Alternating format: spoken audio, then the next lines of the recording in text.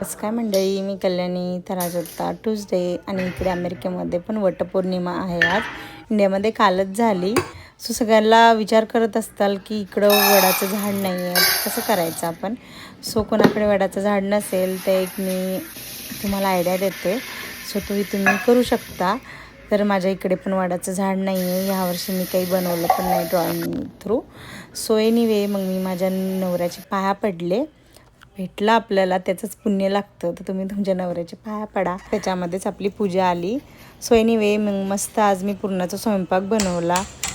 सकाळी उठले, देवाचे पाया पडले, नवऱ्याचे पण पाया पडले, त्यानंतर स्वयंपाकाला लागले.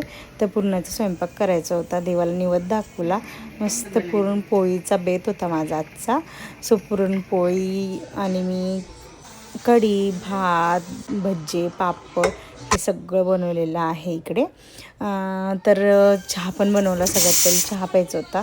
मॉर्निंग झालं की सगळ्यात पहिले चहा आठवतो. सो चहा बनवला, चहा पिला आणि त्यानंतर हळूहळू सगळा स्वयंपाक केला. देवाला निवेद दाखवायचा होता, देवाला निवेद दाखवला सगळ्यात पहिले. आणि इकडे मी मस्त फ्रीज क्लीन केला होता, ते पण तुम्हाला दाखवून दिला. त्यानंतर इकडं पुरण करत होते, मी पुरण बनवलं.